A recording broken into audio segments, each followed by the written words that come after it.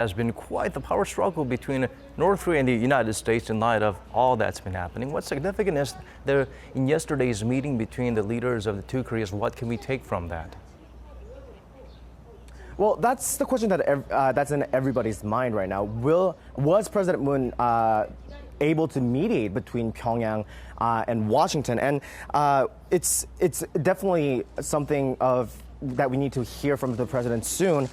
This was only just to refresh your memory, like just 2 days after President Moon and President Trump met in Washington, a meeting in which the Blue House officials said the two leaders agreed to do their utmost so the U.S.-North Korea summit scheduled for June 12th will be held without any disruption. President Trump called off the June summit in a letter to Kim Jong-un, citing hostile comments from top North Korean officials as well as concern about the country's commitment to giving up its nuclear weapons.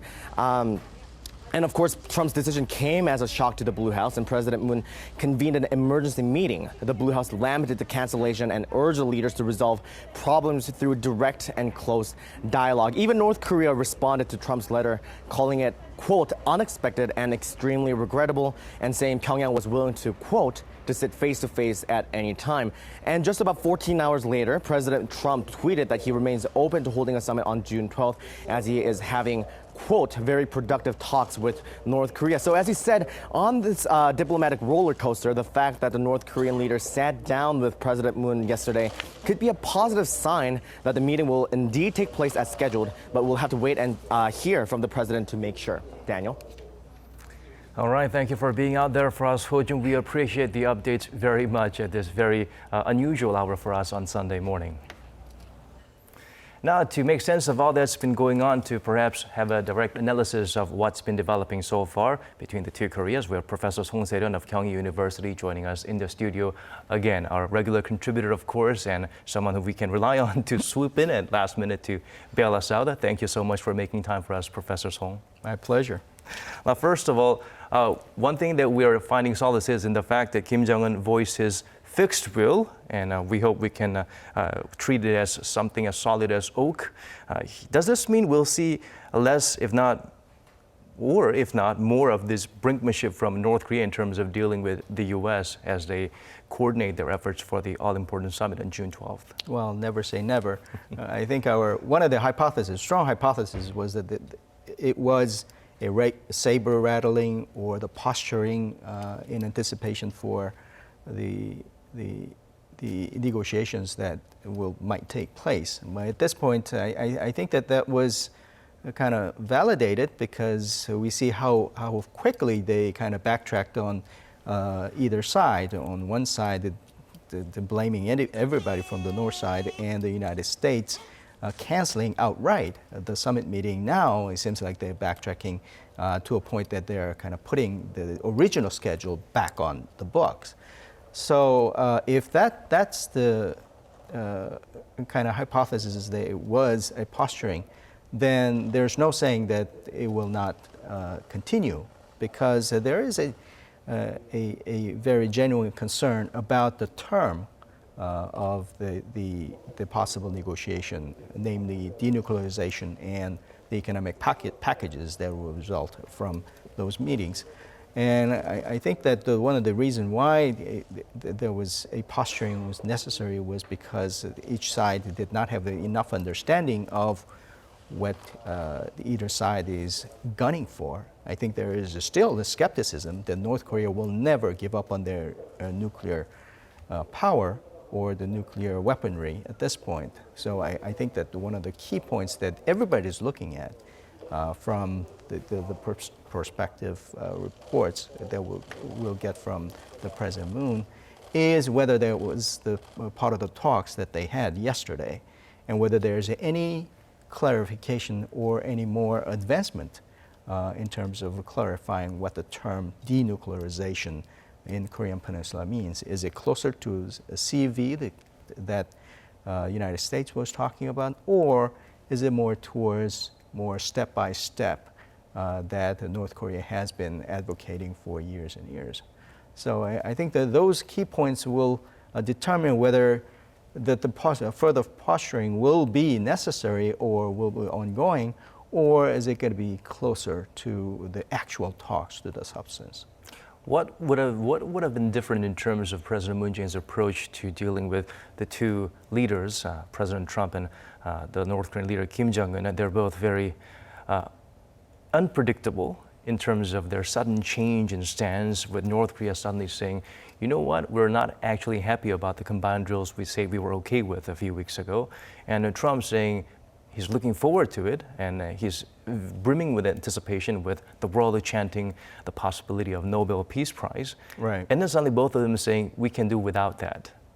So what would have been President Moon Jae-in's approach in terms of, again, breaking the ice with these two very eccentric leaders? I think that President Moon correctly understood that his role as a go-between at this point, or the mediator, is a very crucial one, because the negotiating styles of President Trump and the Kim Jong-un is in a way very similar. Bluffing a lot and brinkmanship. And because of that, they really require or need the middle person to make things smoother. I think that the reason why we're sitting here talking about it is because the Kim Jong-un was very receptive to the role of the President Moon Jae-in, and there's a surprise meeting that they had. I think it's an evidence that North Korea is really relying on President Moon's role to smooth things over with the President Trump, so that the meeting will take place at all. So you're saying that North Korea is a lot more reliant on South Korean President Moon Jae-in, more so than Donald Trump is to the negotiator or the mediator from the South? Well, both sides. I think that Donald Trump does not really need the mediator at this point, because President Moon was playing it in a sufficient level. But it also shows at this point that the President Trump really wants this because of the Nobel Prize chant, but more importantly, I think that his re-election bid, right, and also kind of domestic woes he is facing with the special prosecutors, and all those things can go away if his legacy that he secures from this is a permanent peace treaty. Right, we will be connecting to Chunchugan, which is the press center in Cheongwade, in a while. But before we do that, let's give our viewers a recap of why North Korea needs to open up to the world and hold this summit event very badly. I think that at this point, North Korea needs the economic recovery because they have been suffering so much. And I think a lot of people kind of suspect that this was in their playbook all along. All right, we're expected to have President Moon Jae-in and the spokesperson to step up to the podium to give us a briefing or a rundown of what's been developing so far in less than 48 hours. It's been such rapid and sudden turn of events, welcome turn of events actually. Here comes the persons of the hour to give us the details on what has been progressing so far.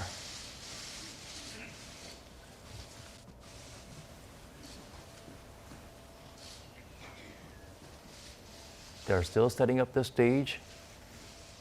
Not just South and North Korea, but the world is waiting in its anticipation. All the media outlets have been focused on this. I'm sure they're holding their breath to find out what's the special package they're going to unveil for us in terms of positive developments with relations to, again, putting the rails back on for the hotly anticipated talks. Here's President Moon Jae-in. From now, we will begin the briefing on the second Inter-Korean Summit, which was held yesterday. And here is our President Moon Jae-in. After the briefing, we will receive questions from the journalists. And this will be followed by Chung Il-yong's background briefing.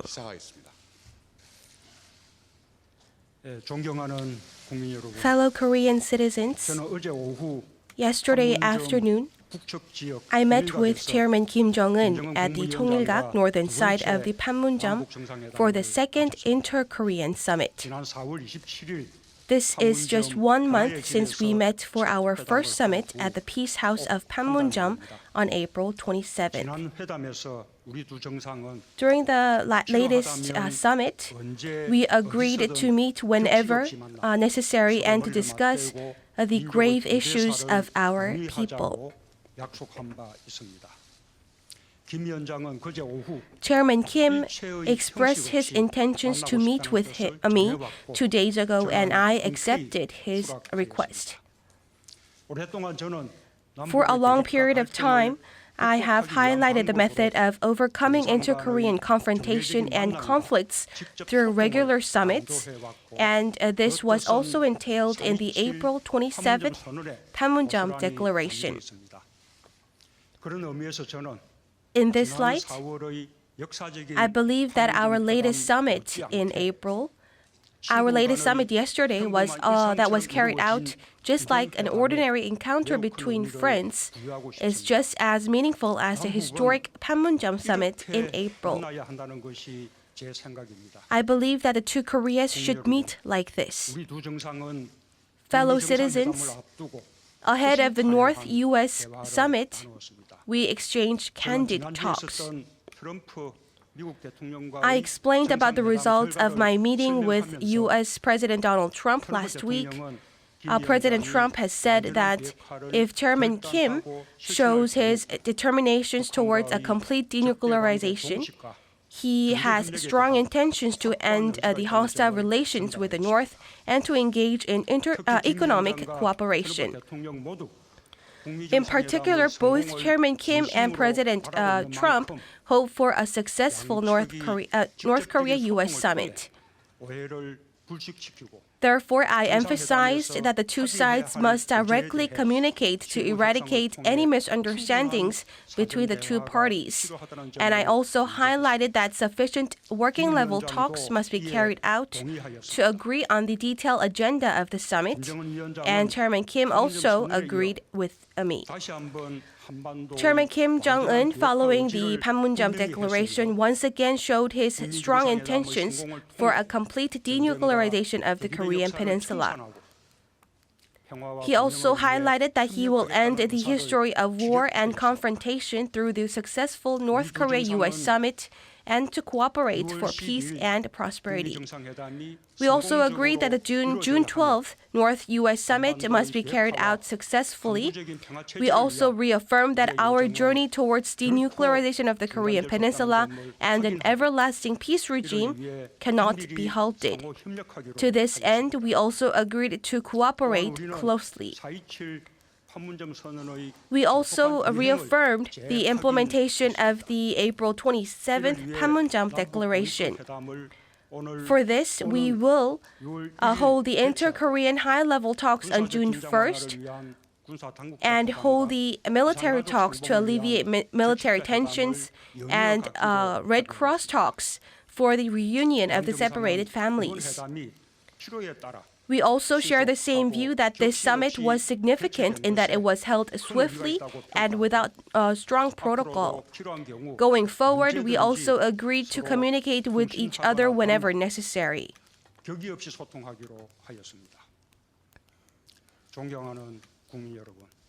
Fellow Koreans, looking back until last year, we have been living under uncertainties for a long period of time.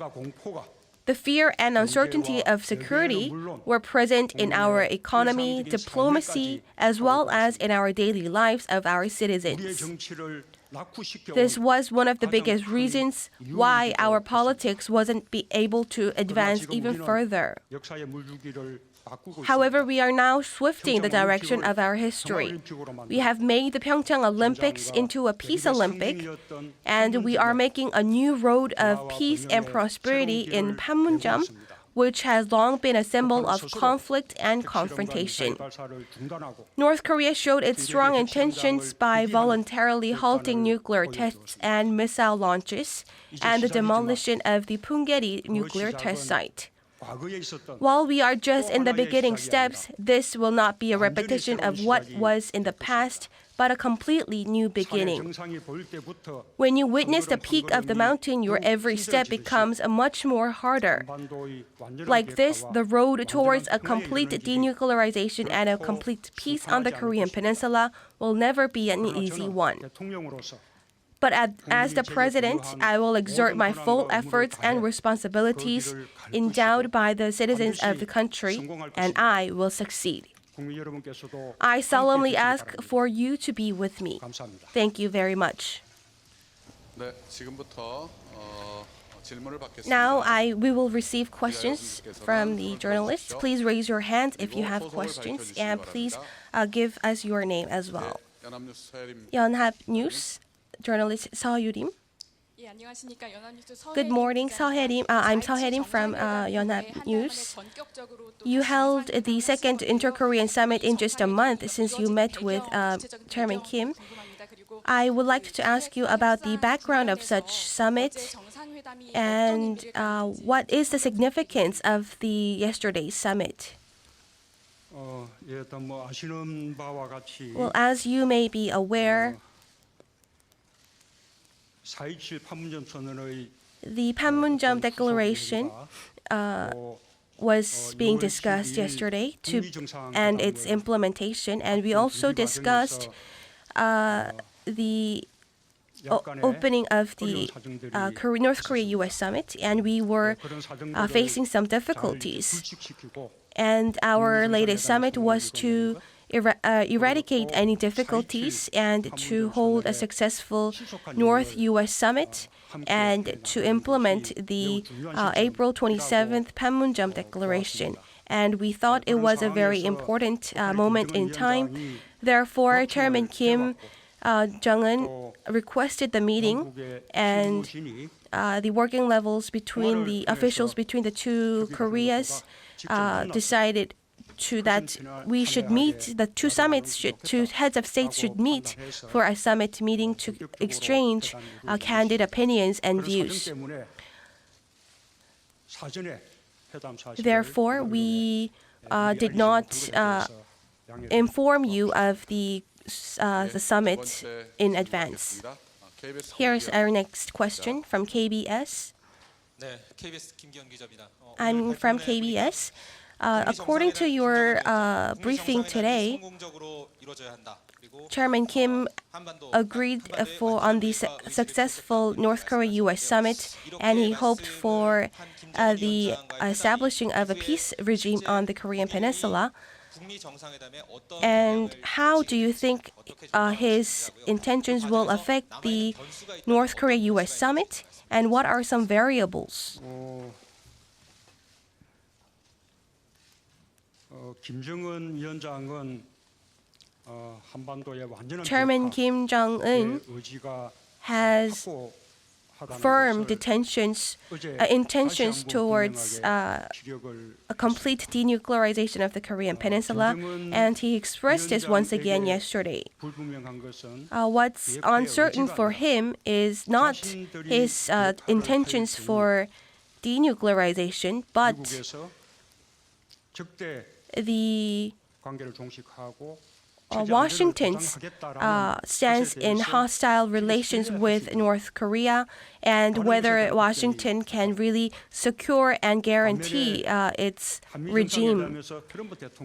However, on one hand, during the Korea-US summit, President Trump said if North Korea carries out a complete denuclearization, he will halt hostile relations with North Korea, and he also went a step further, saying that he will engage in economic cooperation with North Korea. I helped the two parties exchange such views, and I also urged that the two parties need to communicate to alleviate any misunderstandings. The North Korea-US summit scheduled for June 12th, and whether this will be carried out successfully needs to be watched because the North Korea and the US side are going to carry out the high-level talks as far as I know. And they will be discussing on the agenda of the summit. Well, according to the outcomes of the working level talks, I believe that this will affect and impact the June 12th North Korea-US summit. However, I believe that North Korea and US need to understand what each party, each other wants, and therefore I believe that the working level summit as well as the June 12th summit will become a success. Here's our third question from Seoul News Daily. 서울신문 이밀령입니다. I'm from Seoul Daily. President, you have yourself expressed that Chairman Kim has strong intentions towards denuclearization. What are some grounds on why you say this? Can you introduce some of the wordings of Chairman Kim from yesterday's summit? And North Korea has insisted on a phasal denuclearization of the Korean Peninsula, but were any other opinions have been insisted through the yesterday summit? Well, I believe this was explained by myself for numerous times, and this was also confirmed by Mike Pompeo during his meeting with Chairman Kim Jong-un. Therefore, I don't believe that I need to further elaborate on this. Actually, even though the two parties are on the same ground on denuclearization, the roadmap towards how they implement such denuclearization need to be coordinated between the two parties, and this will be a difficult process and can be a very difficult process.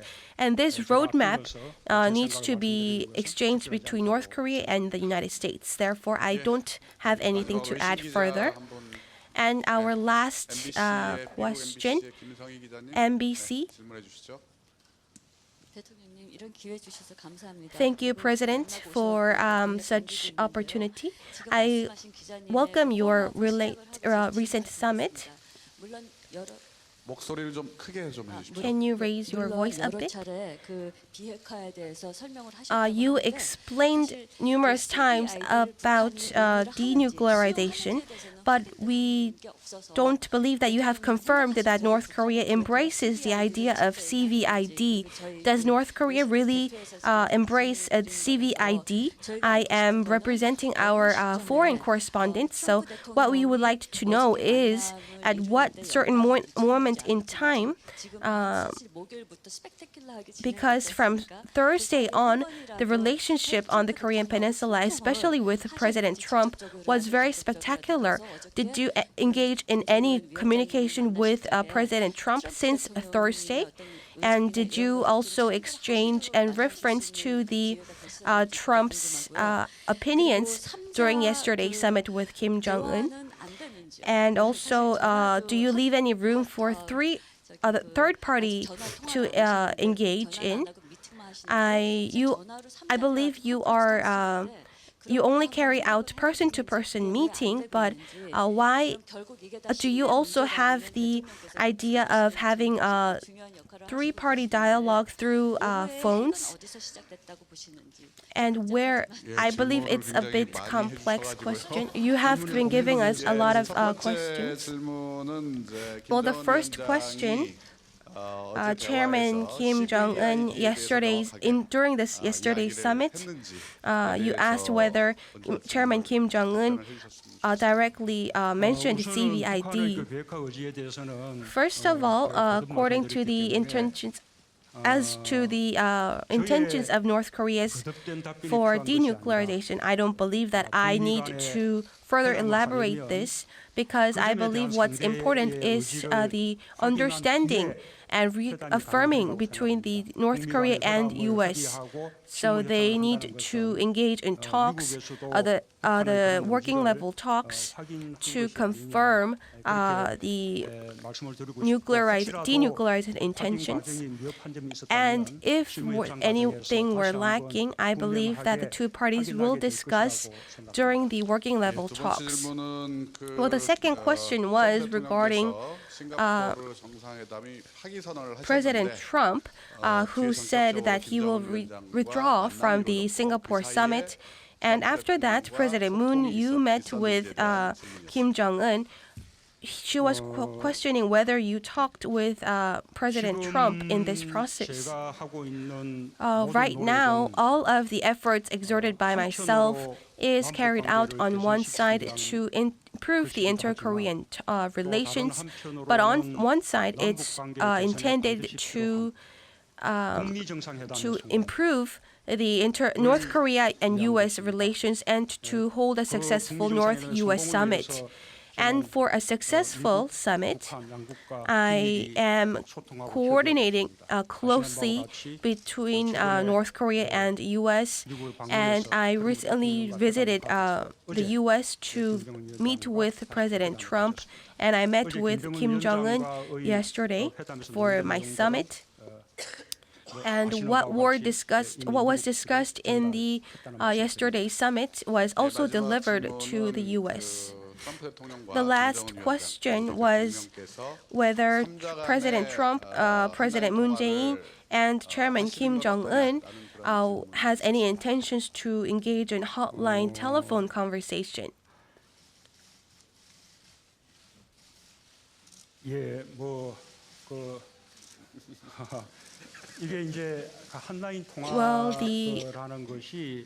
the nature of a hotline conversation 그런 통신 개선이 이렇게 말하자면 구축이 되어야 합니다. is in order to have a hotline communication, we need to have a direct infrastructure to connect between the phone lines.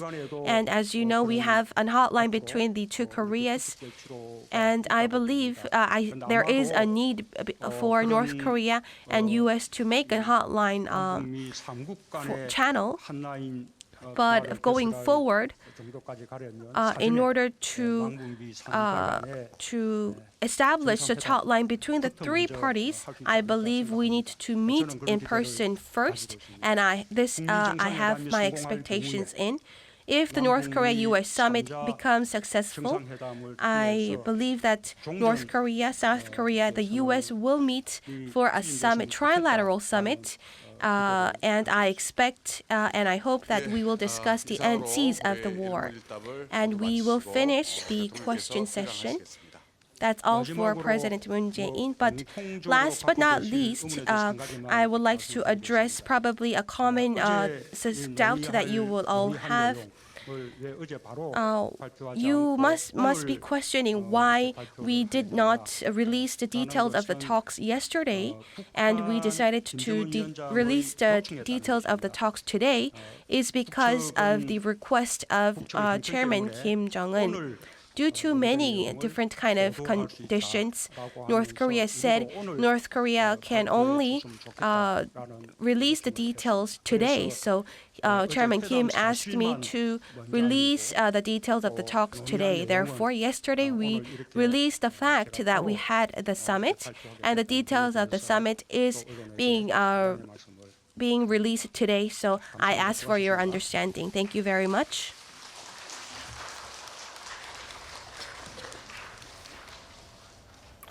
And there you have it, President Moon Jae-in briefing South Korea and the world on the outcome of the talks between President Moon Jae-in and North Korean leader Kim Jong-un, which was held suddenly, quite last minute, impromptu, without any pre-setting or a precursor to the arrangements, which was a welcome development. And we are learning that certainly it's a positive atmosphere still between the two. And as usual, President Moon Jae-in isn't just exiting the venue straight away, but exchanging pleasantries and making sure he makes eye contact and feel the rest of the people, including the press that's present at the venue, on other possible details. So, Professor Song Se-ryun, it's looking very much like President Moon Jae-in is still playing the role of accommodating host. Perhaps some people in the nation might be a little bit upset that we're being too, I guess, understanding of North Korea instead of perhaps playing the role of bigger brother and coaxing them in some degree. Well, if it's required to make things happen, probably that's the way we should go. We didn't find out anything or substantially Nothing new. extraordinary. Right. I think most of the announcement was that reconfirmed what has been talked about in the Panmunjom meeting. But if you were to find the significance, I think, is that they met again, and that had a very pretty big signaling effect to the United States that Kim Jong-un is very willing and very eager to meet with President Trump.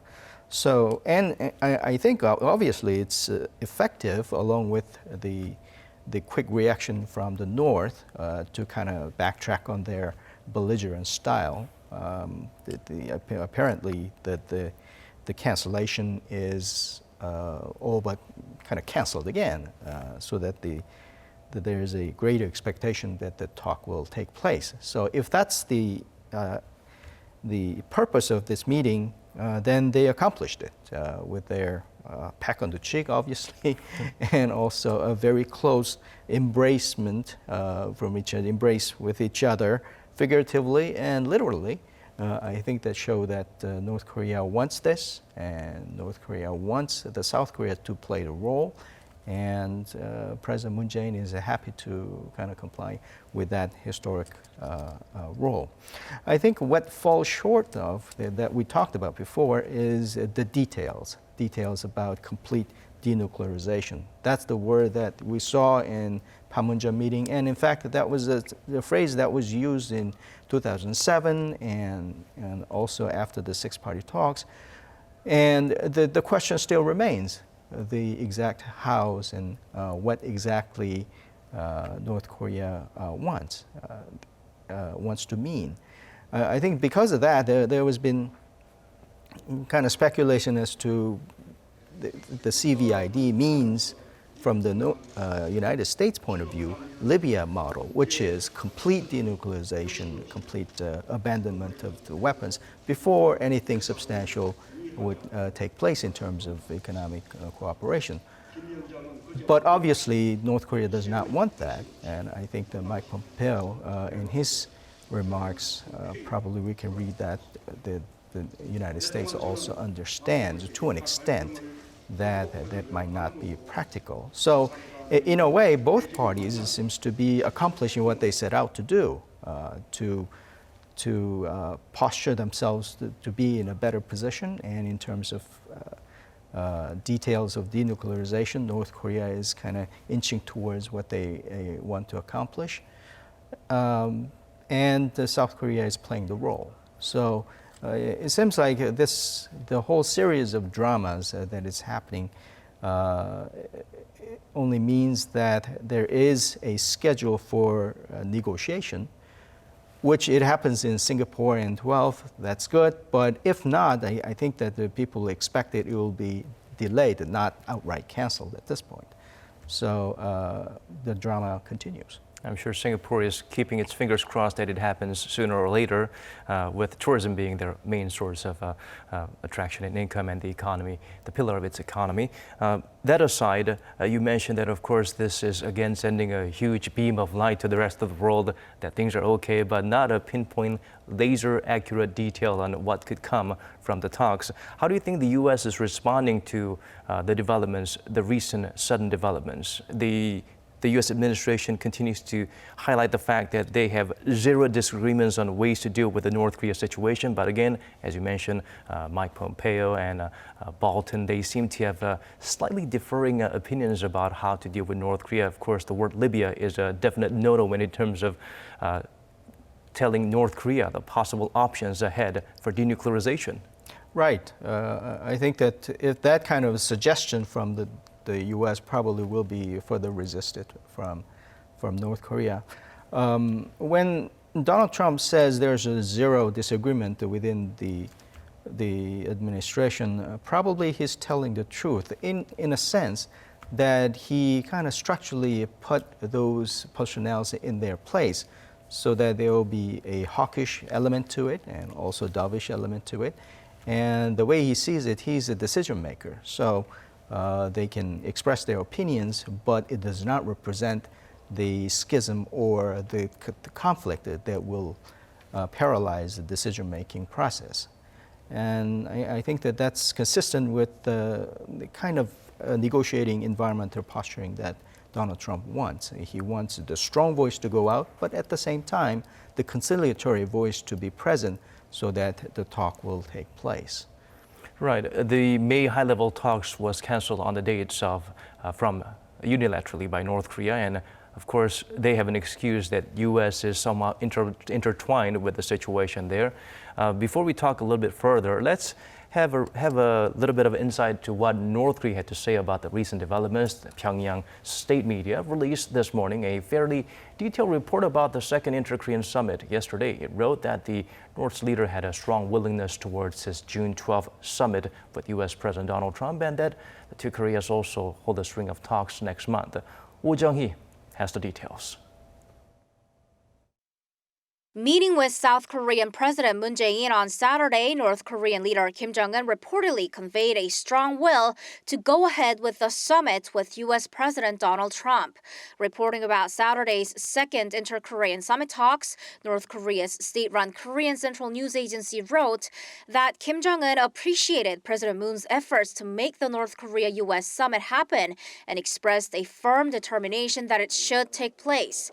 Kim also suggested that the two Koreas work together to improve Pyongyang-Washington relations. With talks underway between the North and the U.S., there is still hope for a summit to happen on June 12th, but Kim's remarks are seen as part of efforts to make sure that it does. Pyongyang state media also wrote that the two leaders discussed implementing the Panmunjom Declaration, the statement that came out of last month's summit between South and North. They set a date for high-level inter-Korean talks that were called off unilaterally by the North in mid-May. They'll be held now on June 1st. The North Korean report also said the two leaders agreed to resume talks in other fields as well, including the inter-Korean military talks and Red Cross talks for holding reunions of families divided by the Korean War. The leaders agreed to meet and talk as often as possible to achieve denuclearization and permanent peace on the Korean Peninsula. Pyongyang says that Moon and Kim in their meeting reached a satisfactory consensus. The regime said this second summit opens up a new chapter in the development of inter-Korean relations. Oh Jung-hee, Arirang News. And before President Moon Jae-in made the announcement at Cheongwade to let the world know and Korea know what's the outcome of the summit between the two leaders, we did hear what North Korean leader Kim Jong-un and South Korean President Moon Jae-in had to say before the official announcement after the summit talks. Let's have a listen.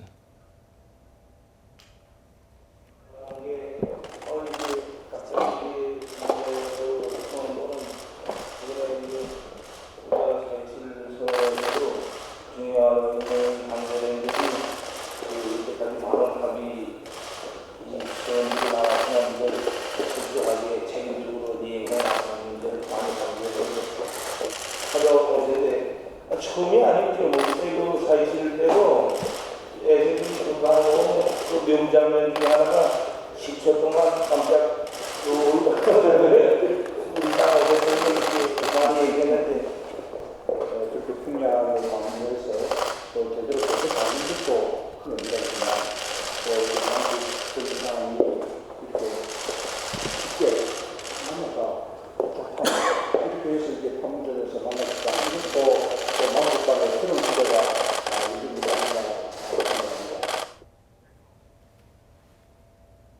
Those were the sound bites from the meeting between the two leaders. Now, the United States has yet to put a response to the surprise meeting, but it seems like their preparations for a possible Pyongyang-Washington summit is still on. Lee Ji-won explains further. News of the surprise meeting between the leaders of the two Koreas broke at around 7 a.m. Washington time, but neither the White House, the State Department, or even President Trump on Twitter have yet responded. Reuters reported that the White House did not respond to a request for comment. But media around the world have been busy reporting on the surprise inter-Korean summit held just a month after the leaders met first. Many outlets called the meeting a dramatic turn in a series of diplomatic flip-flops as groundwork is laid for an unprecedented summit between North Korea and the U.S. The BBC, The Wall Street Journal, and many others viewed the meeting as an effort to salvage the Pyongyang-Washington summit, now in limbo after it was officially cancelled on Thursday by Trump, who then hinted the very next day that it could still be held. China's state-run CCTV put even more significance on the secret meeting and prepared a special segment on it during its evening news. CCTV's correspondent in Seoul said that the South Korean government is actively playing the role of mediator for the Pyongyang-Washington summit. Japan's Kyodo News Agency said it expects that in Saturday's meeting, South Korean President Moon Jae-in would have tried to persuade North Korean leader Kim Jong-un to continue dialogue with the U.S., and that Kim too is likely to have expressed his willingness to talk to Trump. Now, while the two Koreas appear to be hard at work to put the summit back on track, Trump too continued tweeting about the possibility of reinstating what would have been a historic summit. He says a report by the New York Times quoting a senior White House official as saying it'll be impossible to hold the summit on the original date of June 12th is wrong and that the source is phony. Reuters also reported Saturday that White House spokesperson Sarah Sanders confirmed that an advanced team of White House and State Department officials would leave for Singapore this weekend as originally scheduled to prepare for a possible summit there. 이지원, Arirang News. Once again, we turn to Professor Song Se-ryun making time for us from Kyung University. Professor, now this recent development is, of course, possibly in some sense, a certain degree is a charm offensive by North Korea, and certainly the world has been watching. How does this reflect on the international community's perception, the image of North Korea? They did lose a lot of faith in the regime, with these up and down being the immovable object or the irresistible force. Again, are we seeing skepticisms subsiding or validations of what the world perceived the Hermit Kingdom as being before and during and after the Kim Jong-un regime? I think it's a very interesting question. I think for the first time, what we saw from the North Korea was that they're backtracking from their bluffing or brinkmanship, which was kind of refreshing. I think in that sense, both sides, the United States and North Korea, saw each other in a new side, which is that they are very eager to go with the talks, but for that, they are willing to kind of give up on their positions pretty quickly.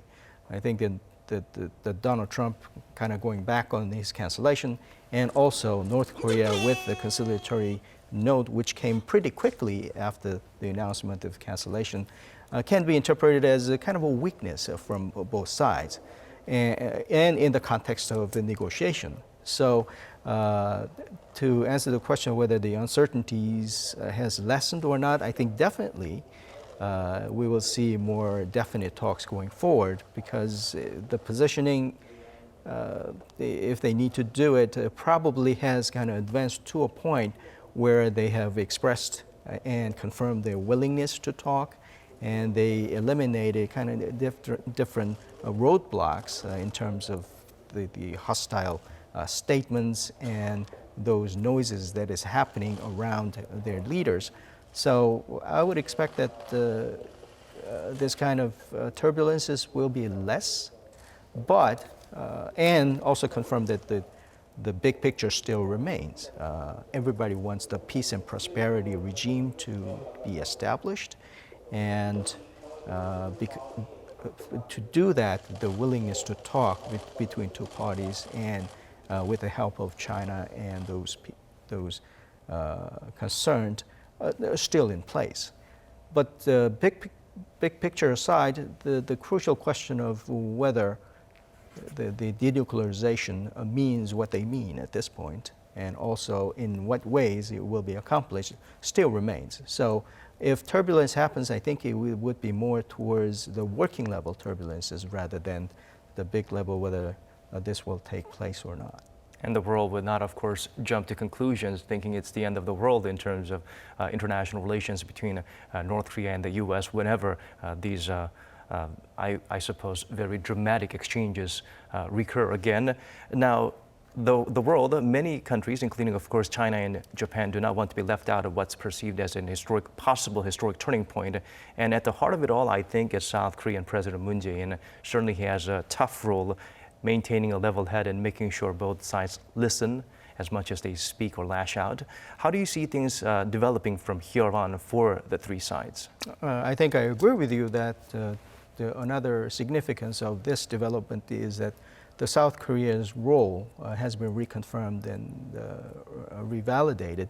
That without President Moon Jae-in, probably this will have experienced and will continue to experience different noises.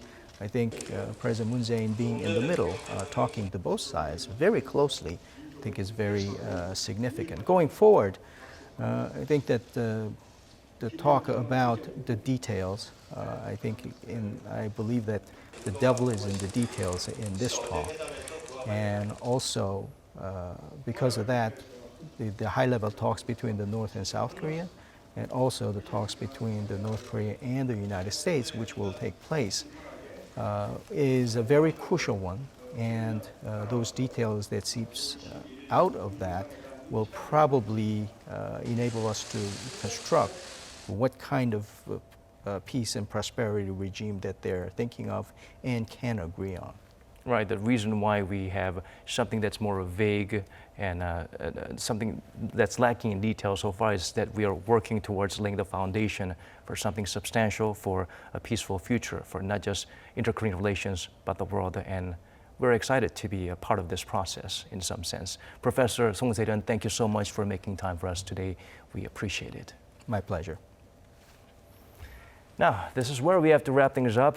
Thank you so much for staying with us for this special edition of Arirang News to bring you the latest on the rapid developments in inter-Korean relations, as well as the summit between Pyongyang and Washington, which appeared to be very much in limbo at one point. We'll be back with our regularly scheduled newscast. Once again, thank you for watching. Goodbye for now.